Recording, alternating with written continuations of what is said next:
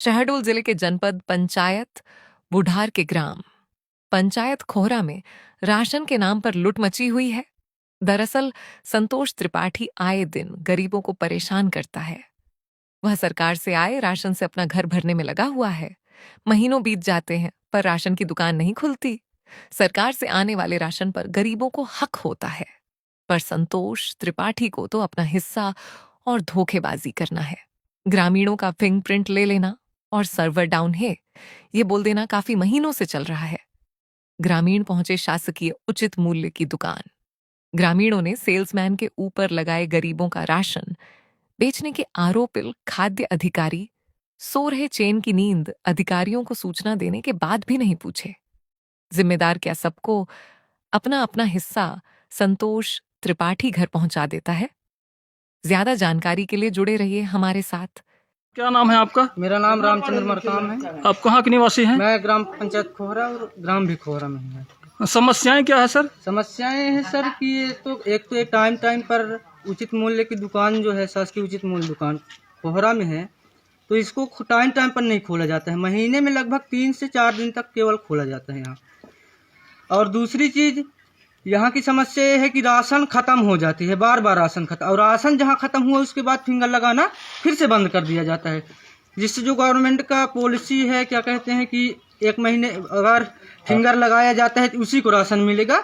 इस हिसाब से फिर फिंगर ही ग्राम पंचायत वासियों का नहीं लगाया जाता है, फिंगर लगवा कर छोड़ दिया जाता है। फिंगर लगवा कर छोड़ दिया जाता है। गल्ला नहीं आपको? हाँ, गल्ला भी नहीं आता है। यानी कि आप ये कहना चाहते हैं कि फिंगर लगवा लिया जाता है और विक्रेता के द्वारा राशन नहीं दिया जाता? राशन नहीं दिया जाता है। या फिर ये कब से चल रहा है भाई?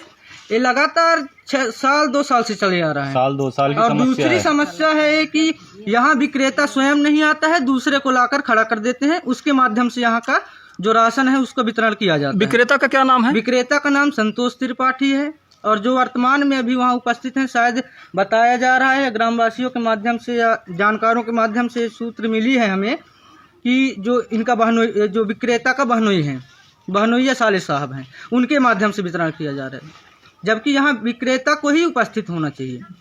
लेकिन ये अपने एटीट्यूड में रिश्तेदार को बैठा रहे हैं, ये समझ में नहीं आता है।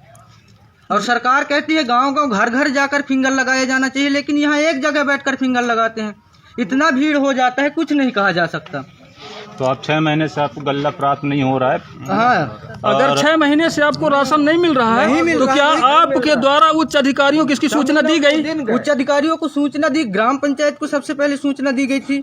ग्राम पंचायत सरपंच सचिव उपस्थित थे जब ग्राम सभा लगा था। इसके बाद हमने विक्रेता को स्वयं आकर इस बात की सूचना दी थी कि भैया आप ऐसा क्यों कर रहे हो। दूसरी चीज, बिल्डिंग खोहरा में है और ये निजी भवन में जाकर के ही वितरण करते हैं, तो फिर सरकारी बिल्डिंग का रहने न रहने का क्या मतलब है?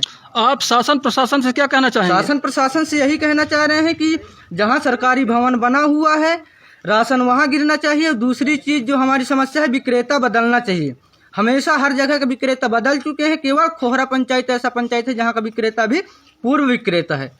पहले वाला विक्रेता ही काम कर रहा है, वो यहाँ उपस्थित न होते हुए भी अपने रिश्तेदारों को लाकर खड़ा करते हैं, उसके माध्यम से वितरण करवाते हैं।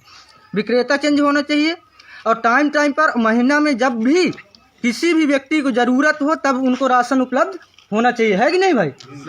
ये समस्या कब तक चलेगा? सबसे बड़ी जो मांग है, विक्रेता चेंज होना चाहिए, और जो सरकारी भवन निर्माण है, सरकारी बिल्डिंग में ही राशन गिरना चाहिए। ये उन्हीं का मकान है जो ये वितरण कर रहे हैं? नहीं, वितरण करने वाले का मकान नहीं है, दूसरे का मकान है। अच्छा। और दूसरा सवाल ये भी है कि अगर यहाँ है इस मकान पे वो अपना गल्ला रख रहे हैं, राशन रख रहे हैं, तो इसका जो है तो पैसा कौन देता है, किराया कौन देता है? शासकीय भवन होता तो अलग बात, और शासकीय भवन होने के बावजूद यहाँ क्यों दिया जा रहा है? मतलब लोगों के साथ धोखाधड़ी किया जा रहा है, छल किया जा रहा है, इसके अलावा और कुछ नहीं चल रही है।